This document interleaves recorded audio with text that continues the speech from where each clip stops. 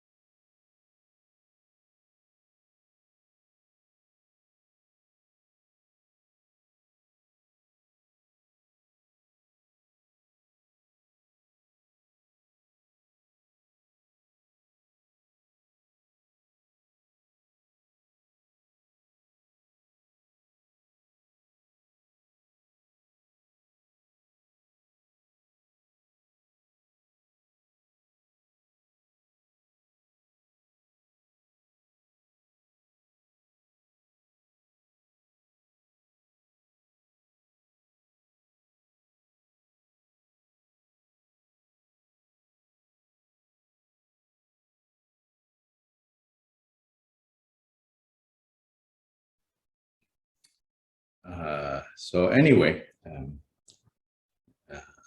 yeah, the camera is still doing some crazy things. So anyway, we will start now with the opening recitations. Maybe the camera will resolve itself. Always saying that there's an energy problem and it's shutting down the camera. So I'll keep the camera off for a little bit and see if it can be resolved.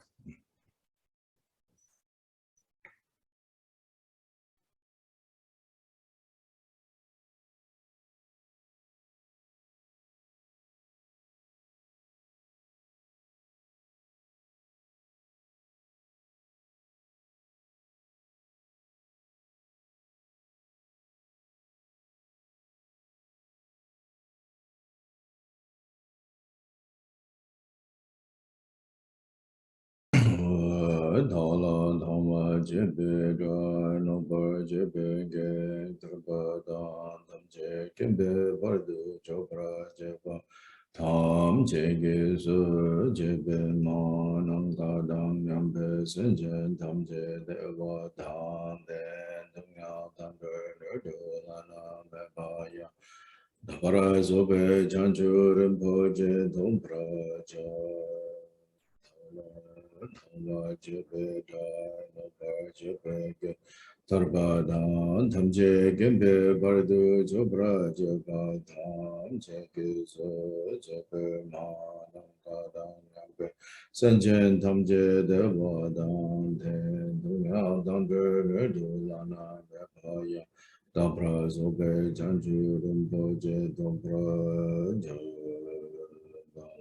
da wa jebe da no pa jebe ge Tarabadam Tamje Gembe Bardu Jobra Jeva Dham Jegiza Jebe Manangada Nampe Senjen Tamje Deva Dham Dunya Dambre Nuru Lana Mepaya Dabra Zobe Janju Rimpo Je Dobra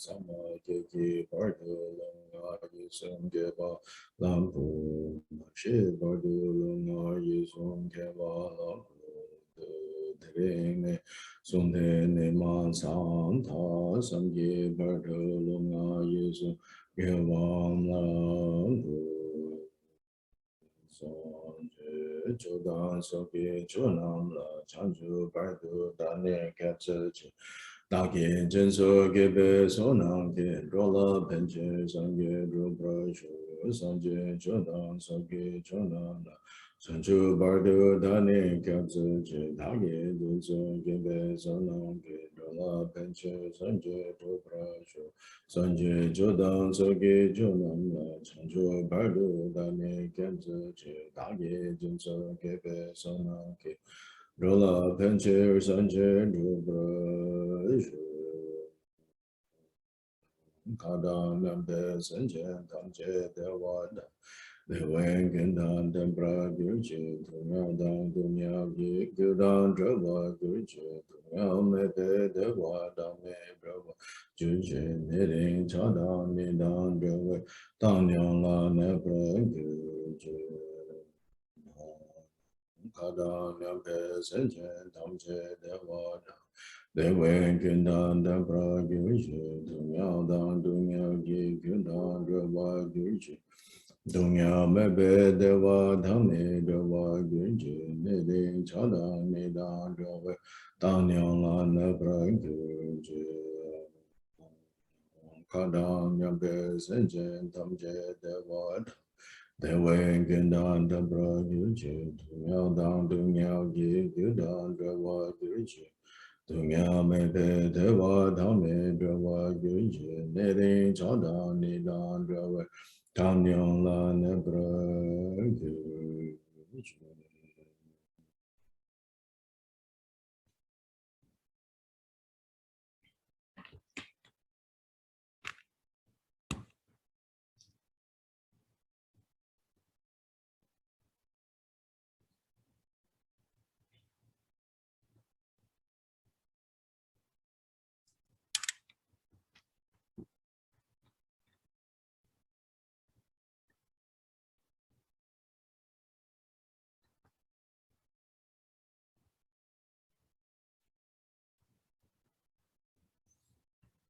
in all the worlds of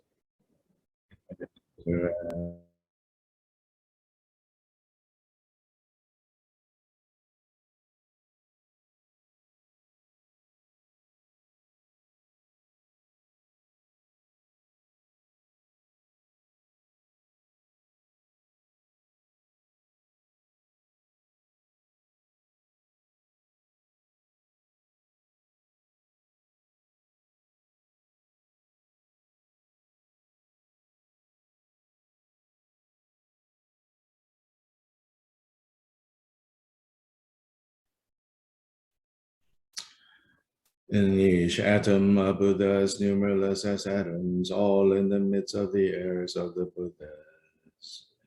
Thus I conceive of this Dharma Dhatu as completely filled with you, conquerors, in this way. With infinite oceans of praise and oceans of diverse melodies, I sing the excellent qualities of all you conquerors, and praise all of you gone to bliss.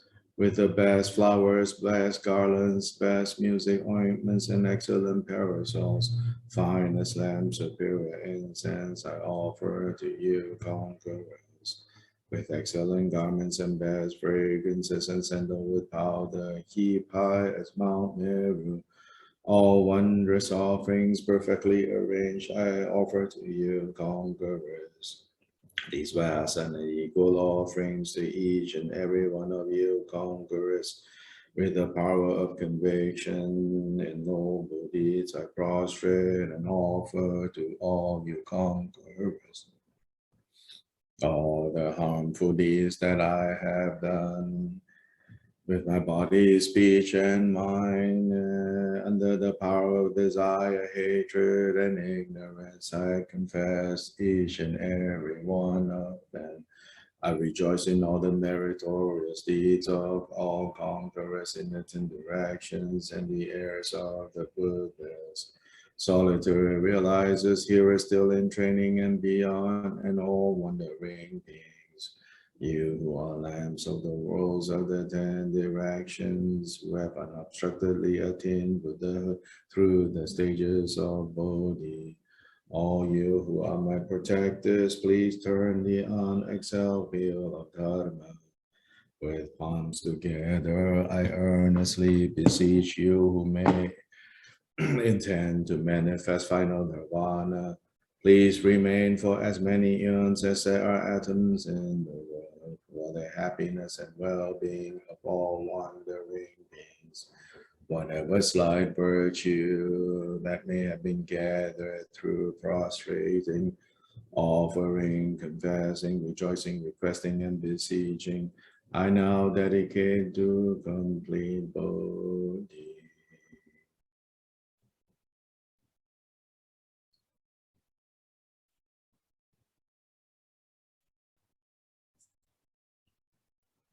This ground sprinkled with scented waters and strewn with flowers, adorned with the supreme mountain, four continents, sun and moon. I visualize as a Buddha land and offer it. May all wandering beings experience such a pure land. To the Gurus who possess the three kayas, I offer the outer, inner, secret, and thusness offerings. With my body, wealth, and all phenomenal existence, please grant the unsurpassed supreme attainment. Whatever slight virtue I may have gathered through prostrating, offering, confessing, rejoicing, requesting, and beseeching, I now dedicate it all to complete Bodhi. Om Guru Devada Kinirana Mandala Pratijaso. Please turn the wheel of Dharma of the greater, lesser, and common vehicles in accordance with the dispositions and mental capacities of sentient beings.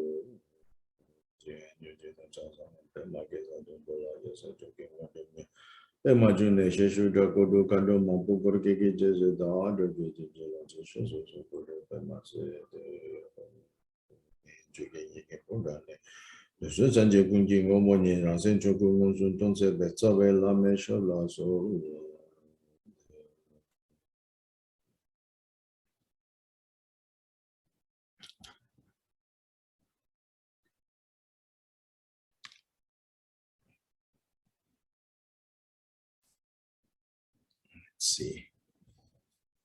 Okay, maybe this will work.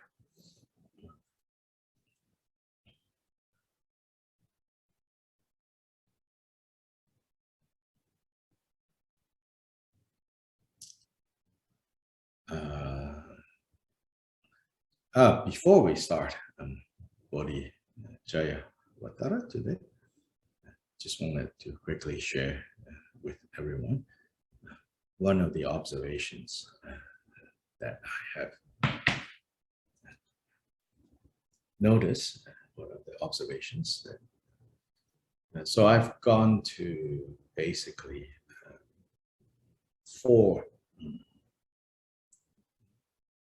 centers in the Tibet House network here in Mexico City, in Leon, in Guadalajara, and in Monterrey. And a few months back, I also went to another one, which is in Querétaro. And one thing that has been very clear is that very miraculously, in all, so far 5 centers, what I have noticed very clearly is that there is, from my perspective, unusually high percentage of participating members, participating not alone in their Dharma practice, meaning they are either there because their brother or sister are also there, or their husband or wife are there, or their parent or child are there. Sometimes the whole family are there. So this particular piece, I am so impressed and so moved, really, to see this. That somehow in Mexico, I don't know about other Dharma centers in Mexico, but in the Tibet House Mexico network, somehow the karma has come together, the karma has been created. The karma is about action. Karma don't fall from the sky.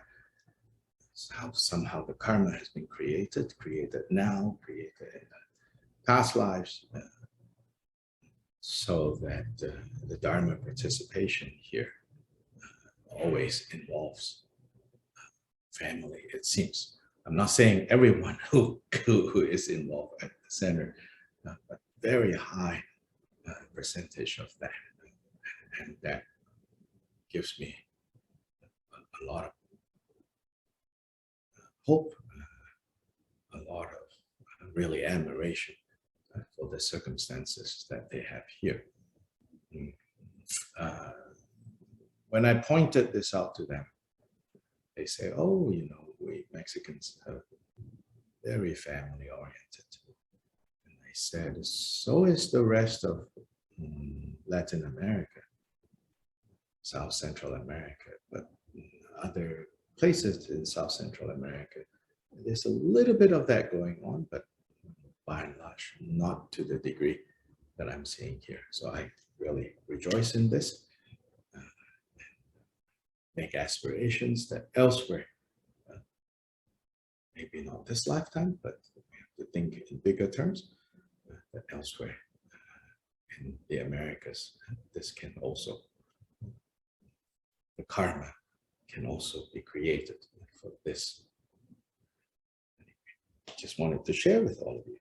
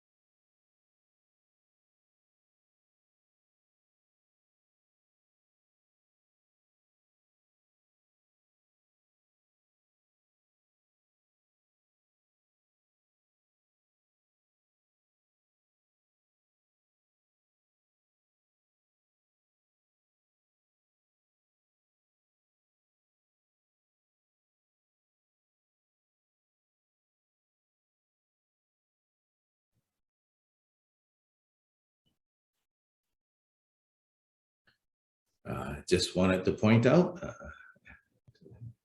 like other people in South America, individuals that also have this karma, is of course our interpreter, Claudia. She and her husband are both practitioners, and both of them are also doing interpretation work. Likewise, here and they are in Chile. Then likewise, this morning I see Veronica and Luz Marina, daughter and mother. They are both also involved together with Dharma practice. Veronica is also one of the people who interprets for me. So again, I rejoice in all your circumstances that makes it possible.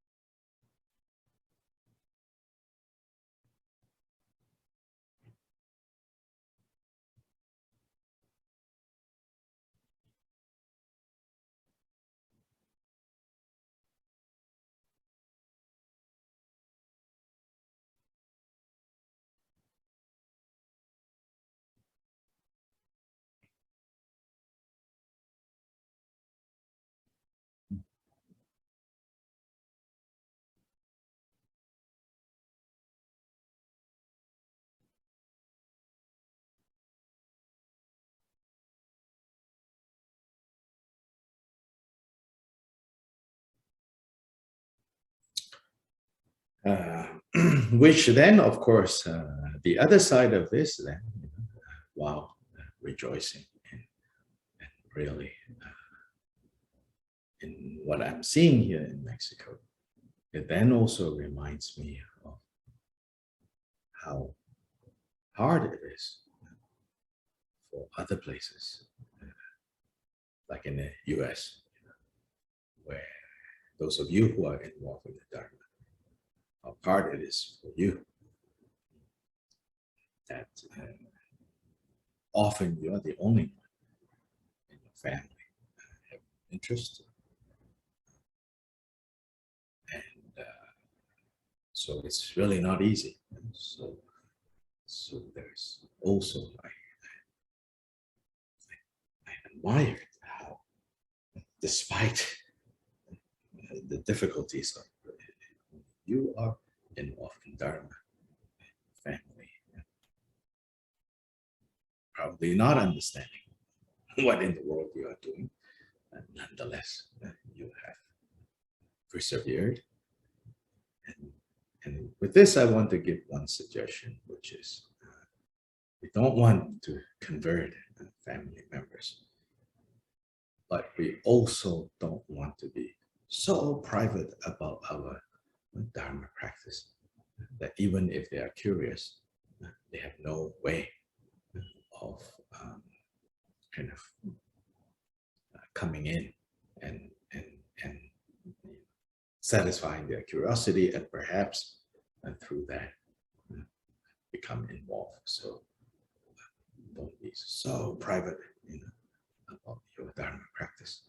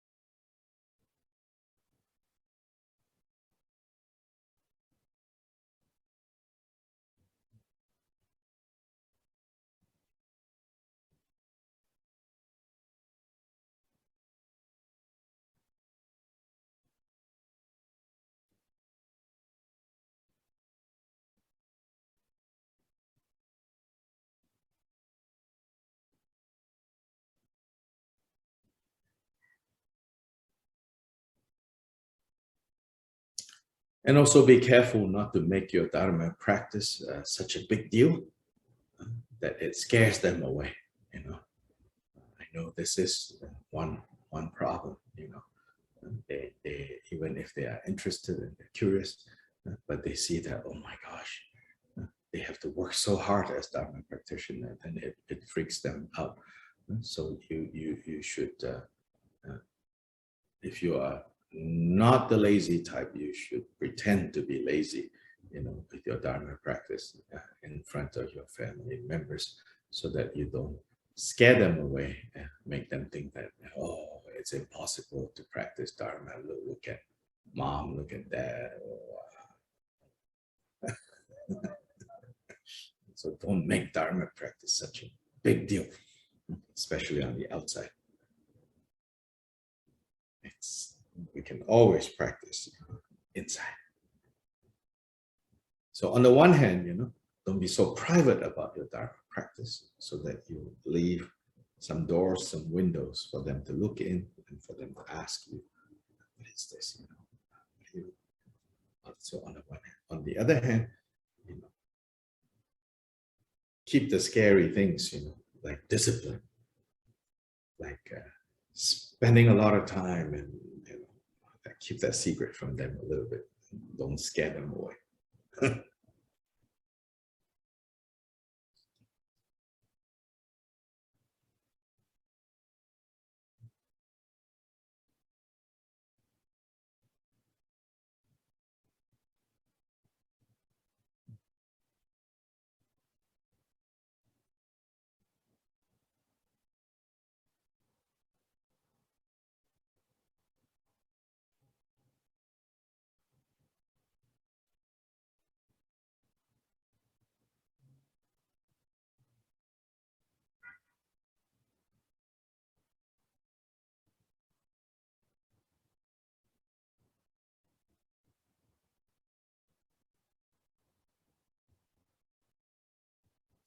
So often, I think in the West, people think, ourselves included, ourselves who are practicing Dharma, included, think that, oh, Dharma practice, definition of a Dharma practitioner, definition of a Buddhist is one who meditates. Wrong definition. In Asia, I think sometimes, again, too much people think, oh, definition of a Buddhist, one who performs rituals, one who performs offerings. Wrong definition.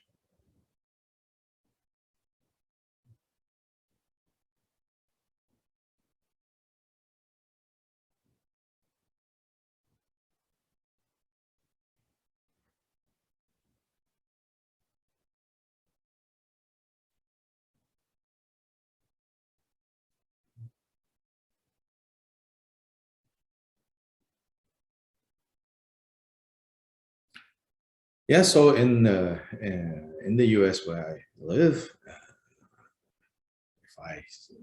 if people who don't know me finally, then they hear that, oh, I'm a Buddhist teacher, and in the past more like, oh, I'm Buddhist, or and then almost like apologetically, they will say things like, oh yeah, that's good, but I can't meditate. As if the next thing I'm going to do is to interrogate them, do you meditate? Can you meditate? Then I remember, like in Asia, when somebody says, oh, I'm Buddhist, or I go to this place or that place to practice Dharma, then other people will like almost immediately, it's like, oh yeah, I cannot do the rituals, I'm so busy, So both these definitions are wrong, and we have to ask ourselves, are we projecting this image? And in projecting this image, are we causing people to misunderstand? Maybe we have the misunderstanding. Both meditation and ritual are vehicles to something else. It's like saying, let's say you're someone whose goal is to every day go to some place. Maybe your goal is like, every day you go to like some park. And then if people ask you, well, what do you do every day? Oh, I drive. That's a wrong answer. The right answer is I go to this park every day. Not I drive every day. So meditation, ritual, or whatever, they're the means. You should be communicating something else, which is I work with, my self-awareness. I work with seeing those harmful, stressful, afflictive emotions. And I learned how to counteract that, how to deal with, how to manage afflictive emotions. I'm learning how to develop more space, more capacity to be kind, to love, to be more open. That's Dharma practice. Yes.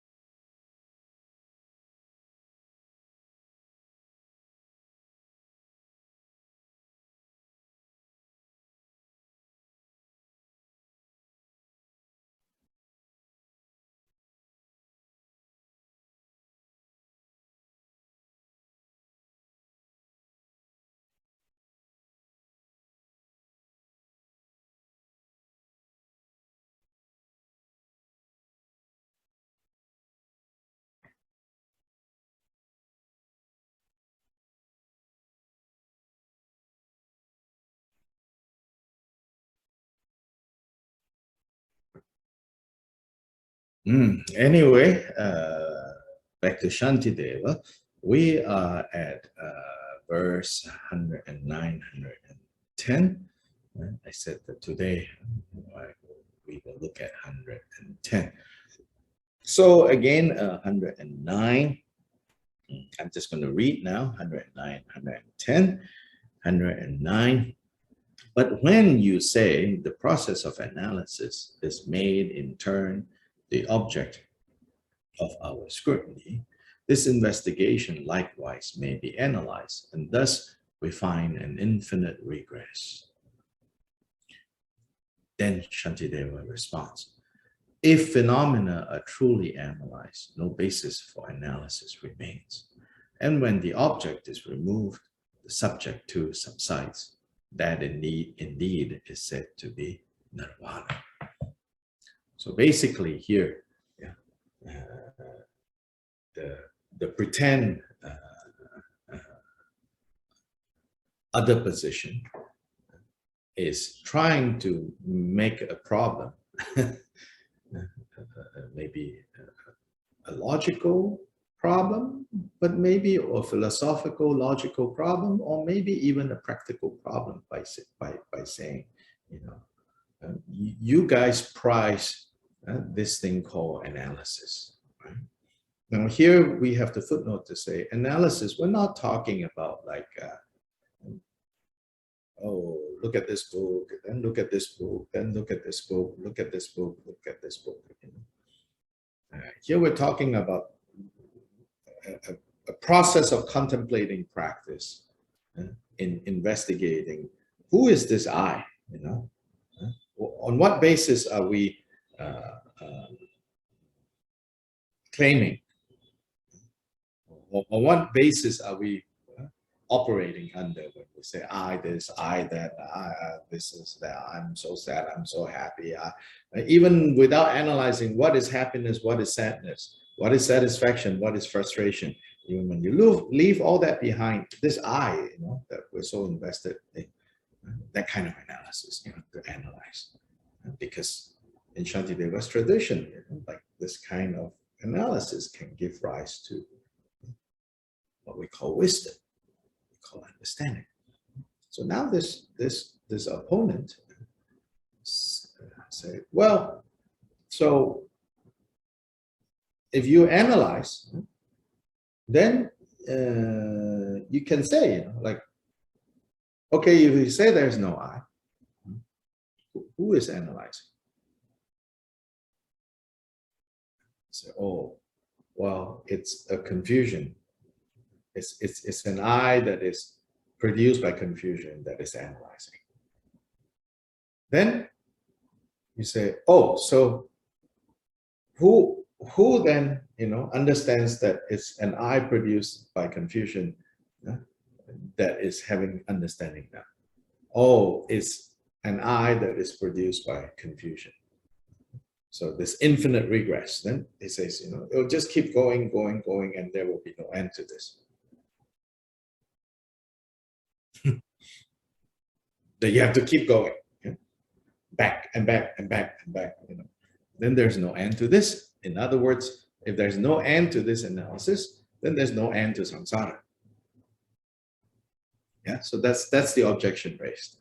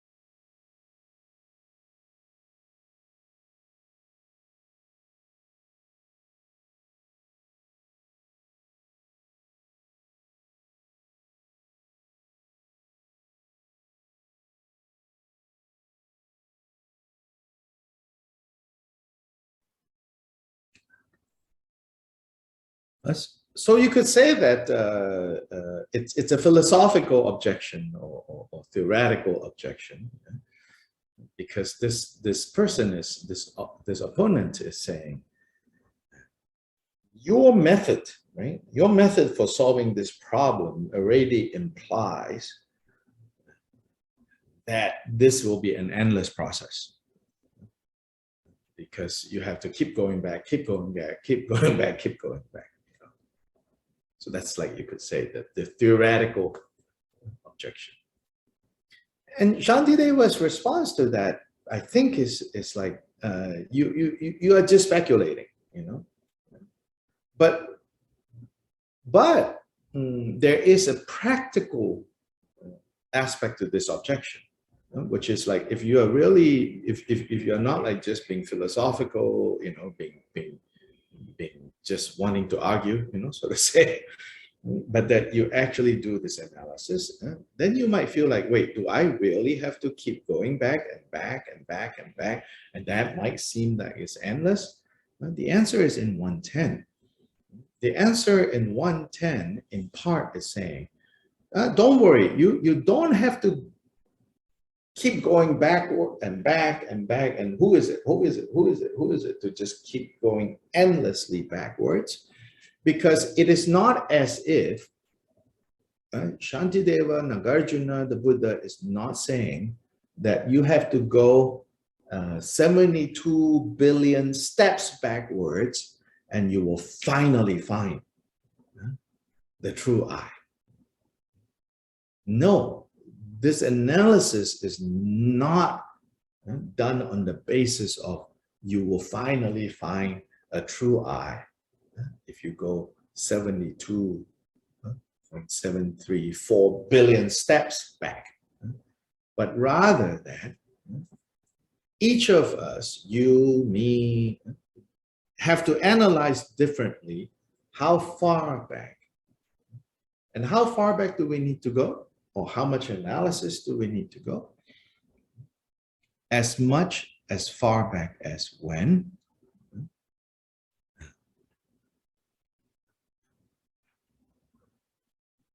When the object is removed, the subject too subsides. This third line in 110. Meaning only as far back as both the object and the subject of analysis cancels each other out, subsides, that indeed is said to be nirvana.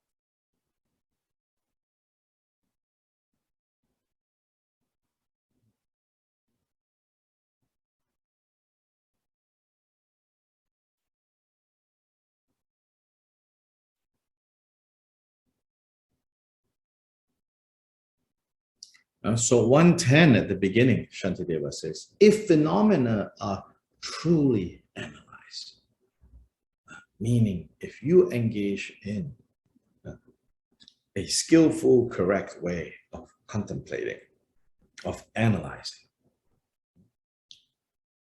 who is it? What is it? Then no basis for analysis remains. Then you will also conduct this analysis, this contemplation, this shining of a light without any grasping, without any fixation. You know that this is a method to remain, to remove a pain.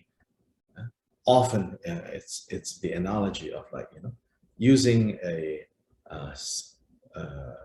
needle to remove a splinter. So when you have a splinter, right, lodged in your finger, the way to remove that is to get a needle, something sharp, to draw out the splinter. Or sometimes the analogy of like, there's a fire and you throw a bucket of ice into the fire, you extinguish the fire, and the ice also melts and evaporates. So if you should not, if, but you should analyze, you should contemplate, you should raise this question. What is it? Who is it? Who is it that is analyzing? And what is it that is being analyzed? You should do this with this understanding that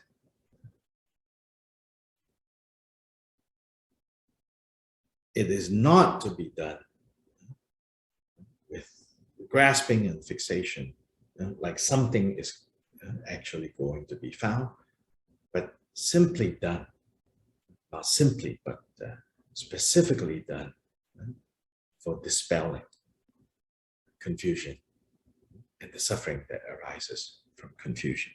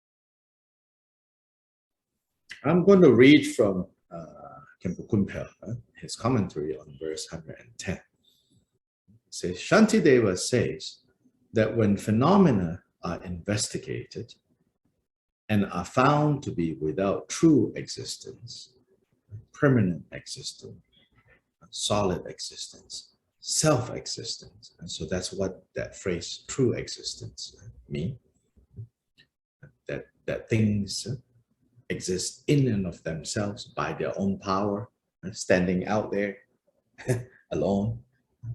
Alone means complete independence, did not appear due to causes and conditions. When you see things like the word true existence, right? It's not some kind of like positive state, like, oh, you will achieve true existence. And it's Buddhist philosophy's way of talking about how things exist not in and of themselves. Things exist due to causes and conditions arising. So in that way, things don't have true existence. So anyway, here it says, when phenomena are investigated and are found to be without true existence, and when it is ascertained, when it can be decided with certainty that they cannot be characterized as produced or unproduced. So first step, they don't have true existence. If they don't have true existence, then actually even to say that they are produced or not produced That too is understood, is then realized to be merely conventional expression. Oh, it was born. Oh, it went away, it died. Because in the first place, it didn't come from anywhere. And if it didn't come from anywhere, it can't go anywhere. Then once you understand this, he says, analysis itself ceases to have an identifiable object or basis.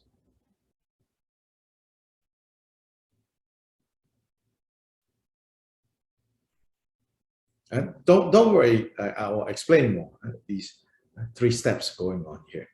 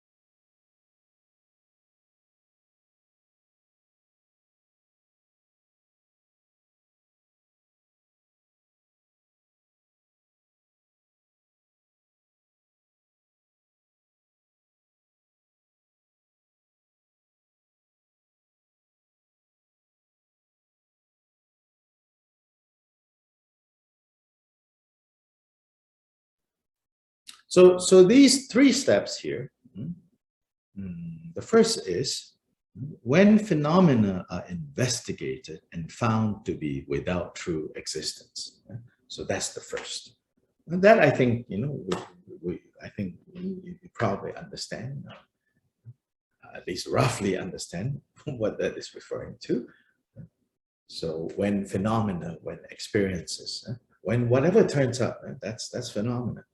Whatever turns up for us, sight, sound, smell, taste, touch, thoughts, emotions, whenever we have an experience, whenever we have, which is all the time, a perception of something. If we can see, first we have to see how they lack true existence. That means they have fictive existence, fictitious existence. What does fictitious existence mean? Not that they don't exist absolutely whatsoever, but they exist illusorily. Just like the rainbow. There is such a thing as rainbow in the sky. But the rainbow is not a permanent, self-standing phenomena. The rainbow is the result of different causes and conditions, light refracting in a certain way, and so on and so forth. Then there's the experience of the rainbow. That when you look for the rainbow, you cannot find a ultimately existing, a truly existing rainbow. And that is when what Shantideva says are found to be without true existence. So that's the first level. Then from there, you go to a more subtle understanding, which is the next level.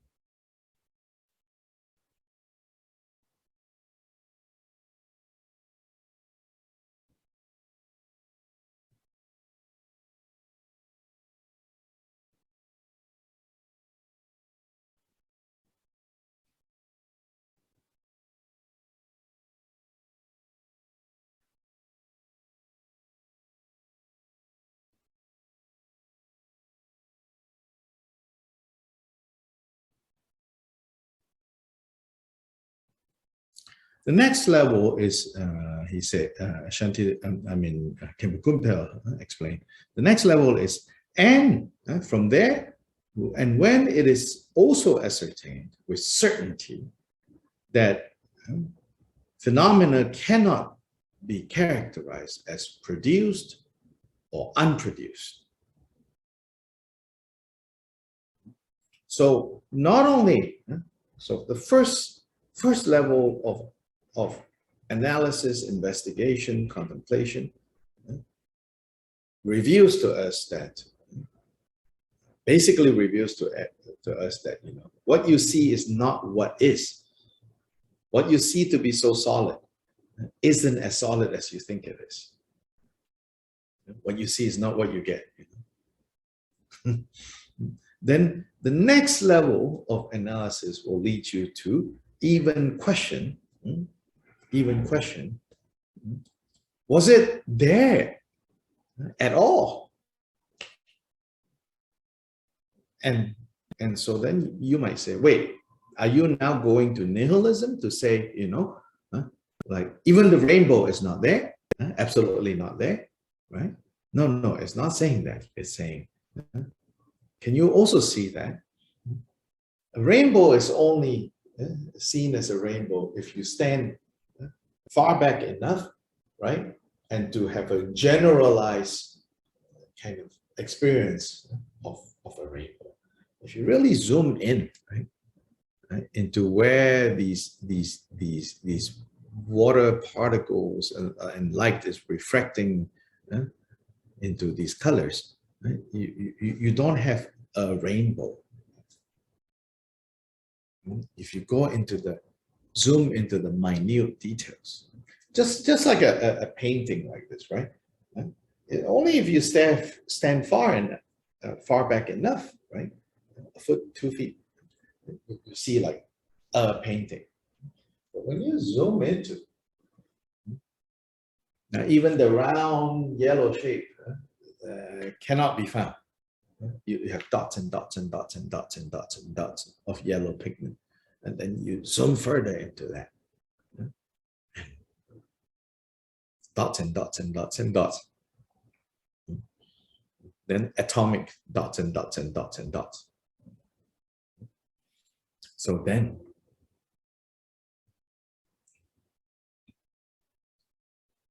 your heart mind begin to have a different relationship to things. Mind you, again, footnote, Buddha, Shantideva, Nagarjuna, Khenpo Kumpel are not making scientific statements. But they are making statements about how we perceive and relate to things, to people, to situations, to conditions, and how suffering may arise or suffering may be dispelled. So here it's saying, look further and you'll see that, in fact, things don't truly get born, and therefore if they are not born, they cannot die. Then taking closer back to us is, in the end, right? Matters of birth and death is what we are concerned about. Even though we don't remember birth, but because we fear death, all of us do.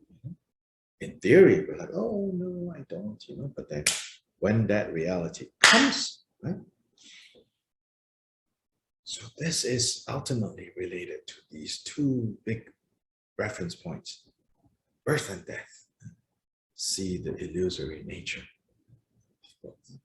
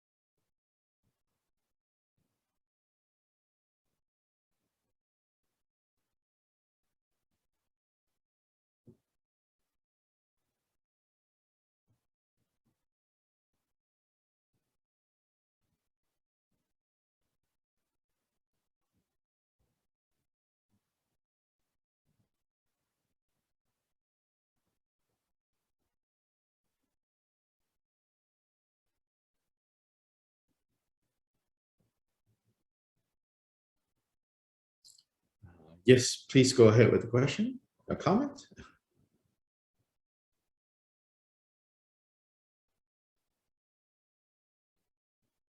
No, no question.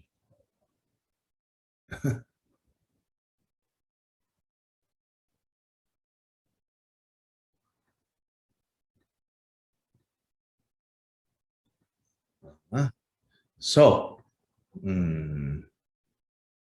oh wait, can you all unmute yourself? I think maybe that's the problem. There we go.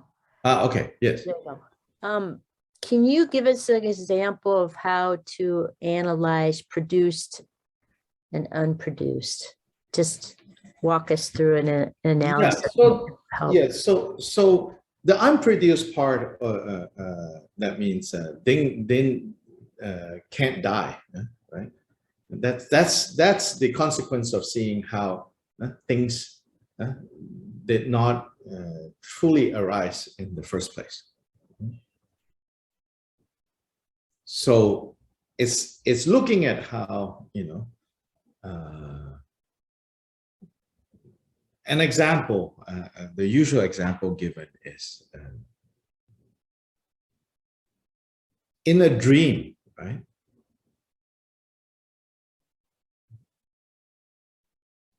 Is there truly birth?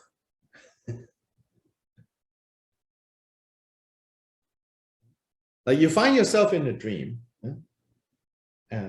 and in the dream, is there really birth? You can say, oh, I'm now in a dream, but it's not like you're born into the dream. It's just through, right, a mistaken reality, then dream arises. But the arising of this dream is only a delusion, so to say, compared to being awake. And so everything that happens in the dream is dreamlike. When the dream ends, nothing dies, The dream does end, and when the dream ends, it's not like you died, but confusion ceases.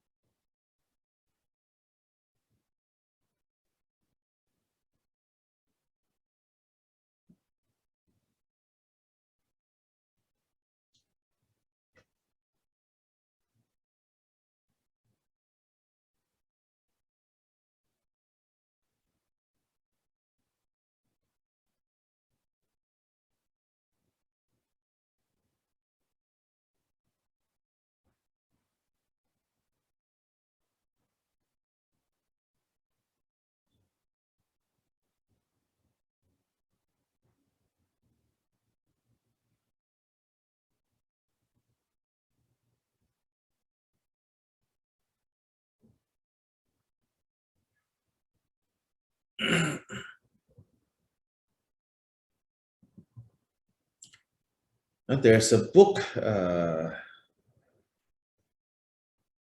which is a translation of teachings given by Khenpo Sutrim Gyamso, Gyamtso, Khenpo Sutrim Gyamso, that is focused on there's a famous verse by Nagarjuna that says how phenomena neither produce nor like basically they do not arise, they do not cease, they're not one, they're not many. So these 8 characteristics of shunyata basically. That book, I know it's translated into English. I don't know about other languages, but if you want to learn in more detail, the way that the Madhyamaka system analyzes this systematically, and you can refer to that book.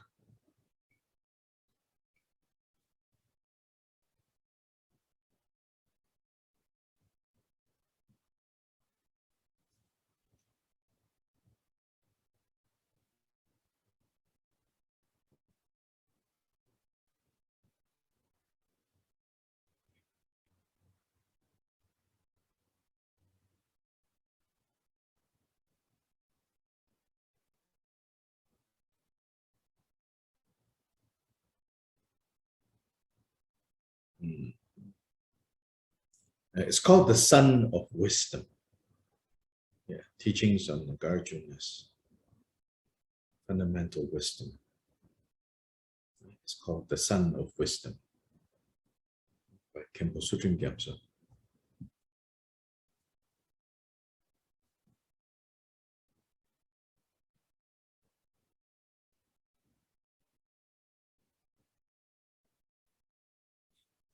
And the third step here is, and then when you see that phenomena, big and small, and the whole collection of phenomena that you and I call life and death, when you see completely that there's no coming and no going, then at that point, analysis itself ceases to have any identifiable object or basis.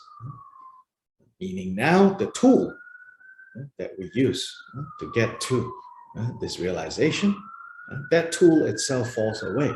And basically, this present objection is the questioner wanting to kind of problematize, the tool and say, what if you're still left with the tool? Now, on that level, it seems like an abstract or philosophical problem, and not a real problem, so to say. But in Madhyamaka kind of profound analysis, leaving no rock unturned, leaving no analysis standing by itself, you do need to ask the question, like in the end, what about this tool of analysis? It says, no, don't worry about it. Once it has done its job, then since the tool itself is also illusory, then that will subside.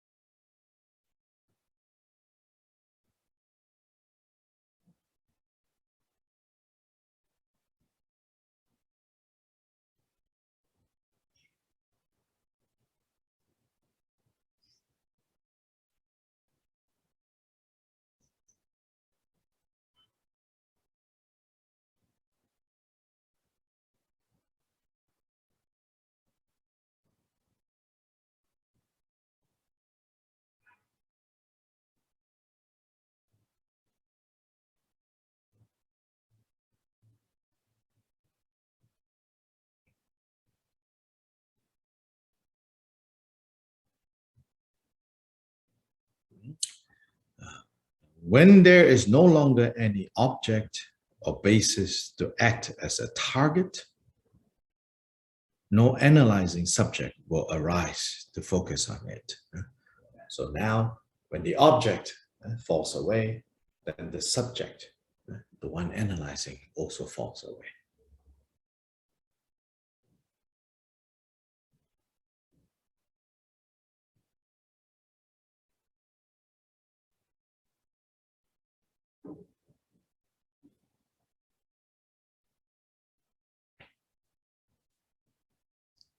It is said that this is a more general way of dispelling suffering, which is see how the object of your attachment or your aversion or your confusion has no true existence. Then in that way, who is confused, what is confused, also falls away. Then it said that that is the general. Then like these approaches called like Mahamudra, the mind teachings, that is said to be the way of, instead of analyzing objects to understand how objects have no true existence, directly look at the mind and analyze the mind and see how the subject has no true existence. And once subject has no true existence, objects are no longer a problem, also subside. Now, when we say subside, right, you might think, oh, you mean like the world will like poof? No, what subsides are our kleshas, our afflictive emotions, and ultimately our confusion subsides.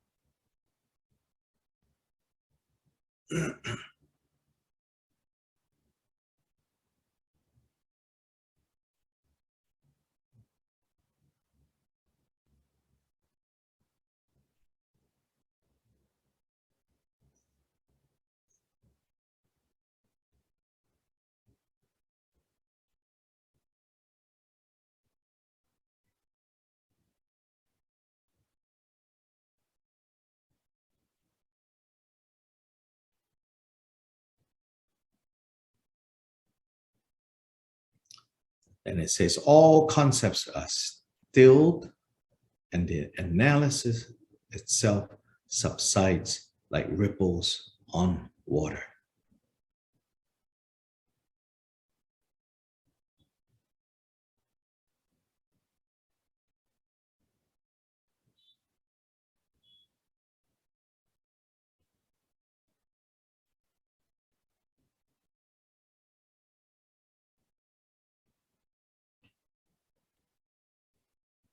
All concepts subside, are stilled. All concepts are stilled. Doesn't mean, you know, what it means is that the burning flames, they are all quenched. All concepts are stilled doesn't mean, oh, nothing in my head anymore. But rather, you know, our thoughts, our emotions that are often, you know, in flames, all that now cools down.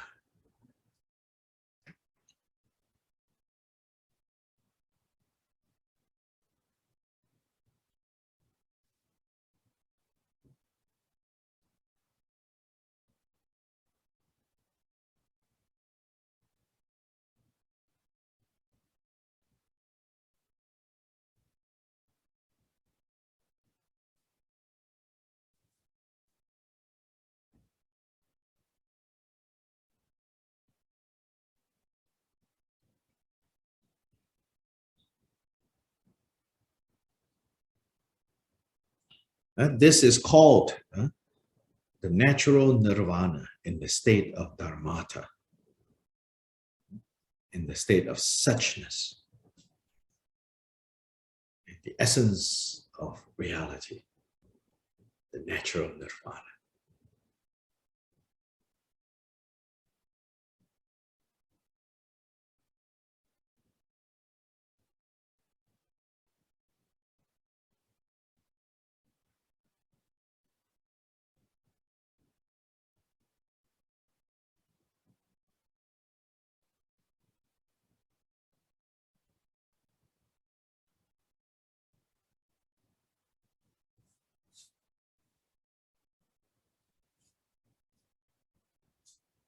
And this natural nirvana can be distinguished from like the nirvana that you and I as individuals realize or attain.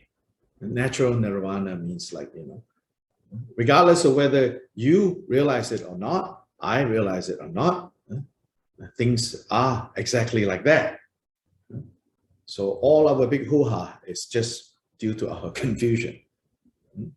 But naturally, things are just like this.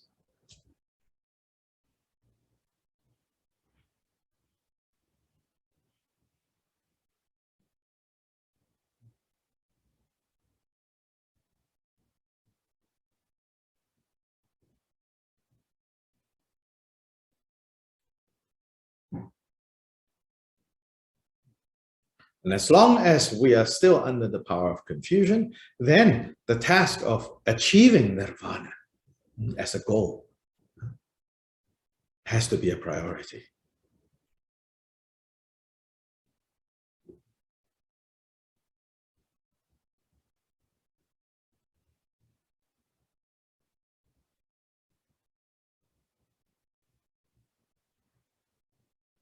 But know that things as they are already in the state of nirvana, so to say.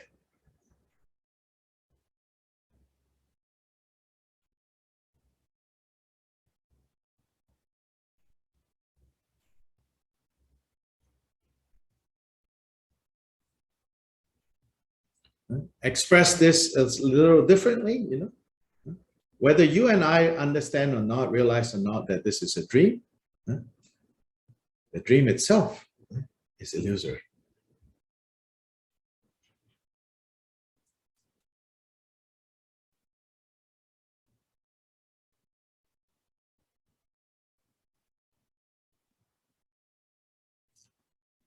And as long as we're not free from this dream, then the waking up from this dream has to be a priority.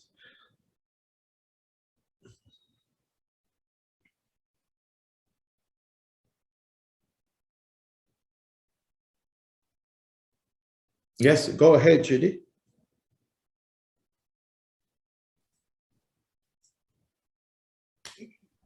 This is a comment. I guess there's a question in it, but I can intellectually understand this. And I can see that my concern is not, doesn't make sense. But when I think about going through this process, and I'm thinking particularly about my relationship with my deceased husband and my sadness, I get very frightened at the idea. And even though I know that doesn't make sense, given the intellectual process, that is still with me. And it's you just press on. Oh, yes. Therefore, 3 incalculable kalpas. The actual fear that arises is now what you need to look at. Why this fear? Then this fear points to fixation. So you want to navigate away from the grief, which is something to be kind of addressed in a different context. In the context of doing this kind of analysis, right? Yeah, Milarepa says, fear of death drove me into the mountains, and then I found a way out. So the fear, the grief, yes, good. as a starting point, but so that you don't get completely, right, chasing your own tail there, that fear or that grief need to lead to, okay, why? Oh, the grasping and the fixation. What am I grasping at? Now you go slightly, right, sideways to look at the grasping and the fixation, and then work on releasing that grasping and fixation. But it's not something done once or twice. You know? That's why there are people in retreat for 3 years, at least. In theory, that's what it's working on. 12 hours a day.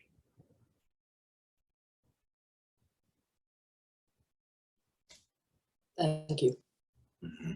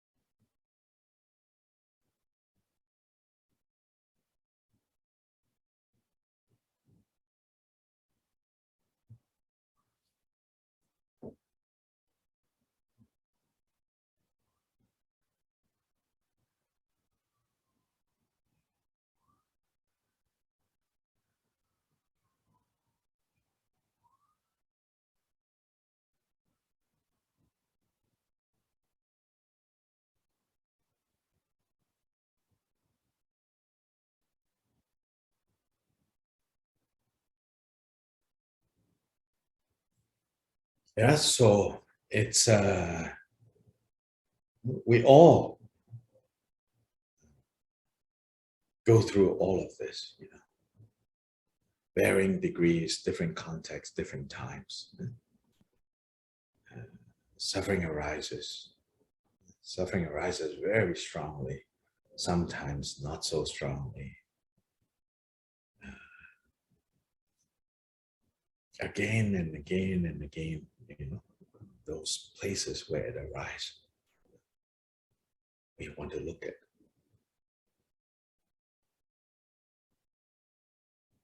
Sometimes, you know, even other people offering comfort can become a distraction. Other people trying to, oh, it's okay. It can become a distraction if you really want to look at what is going on. We have to build up this kind of,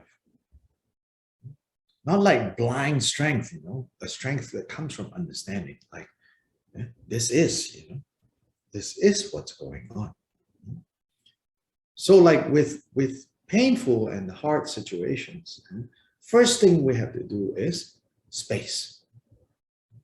If you encounter this painful situation and you don't know how to find space, then very hard to deal with it. So you have to touch space, you have to discover space. Not spacing out, but space to allow whatever difficult emotions to have its place, to let it be there. But with space, you can have perspective, and it doesn't have to be so tight, so uncomfortable. Then we have to work through those difficult feelings. So myself, for example, I'm very aware, you know, like since in my case, you know, my closest people in terms of bond, well, is my mom and dad. You know, they're like in the mid, starting to be late 80s. yeah, it's getting closer for me. And kind of selfishly, I'm thinking, how am I going to react to when they pass? So suffering is coming. I turn my mind to that, and the fear of even entertaining the idea that they are going to die. Then I begin to trace, like, oh, yes, selfishly, my fear of them dying, then it's about me. But without judgment, I shine a light, I see it's about me. Yeah, of course it's about them, but again, it traces back to it's about me.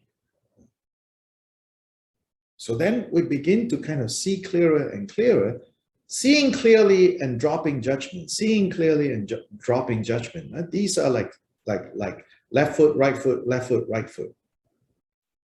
Has to be done together. Then understanding can arise, realization can arise. Then it will even shift and change the way I go about things. This is how we apply the Dharma.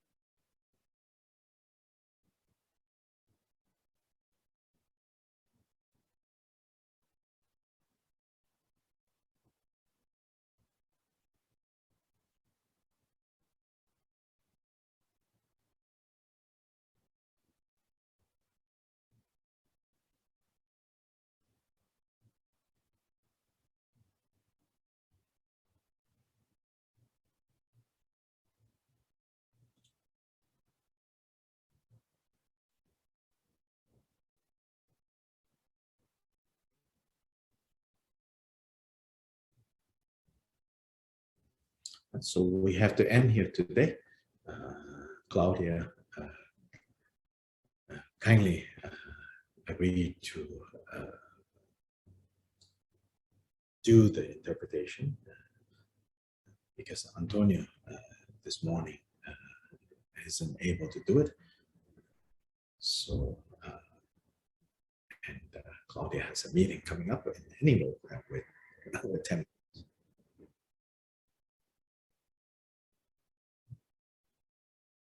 Oh.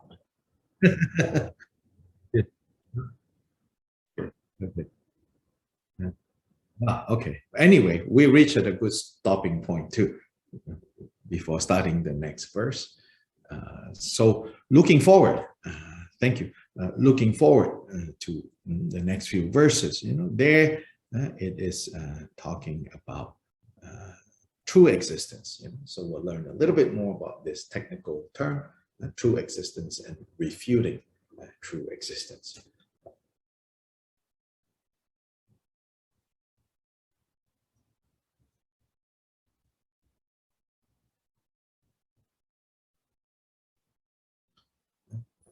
When it says refuting, it's a very strong word. It means clarifying. Simply means clarifying. In the vocabulary of debate is refuting, but this is clarifying true existence.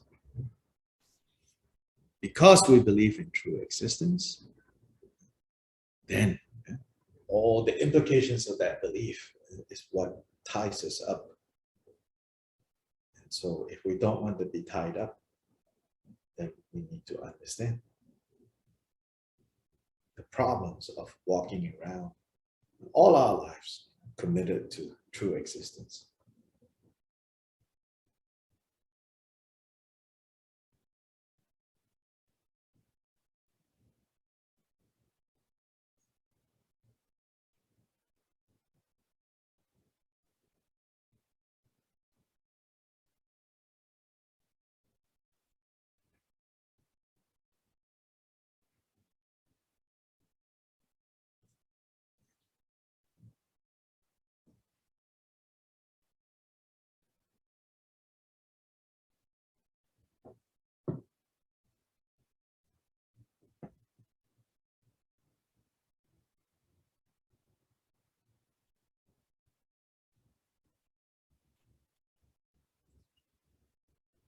Changju sem cho de do je ma ge ba nu ge yu ji ge ba nyam ba me ba ya o ne gong du.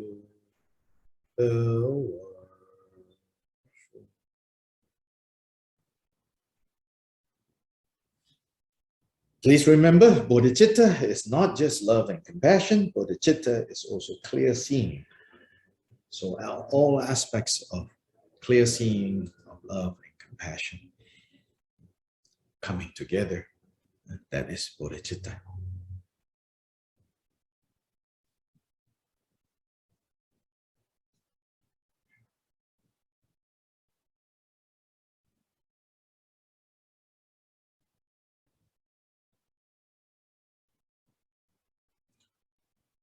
Okay, bye-bye. Be well. Be well enough. One thought at a time, one mouthful at a time, and one poop at a time. The whole cycle. Thank you.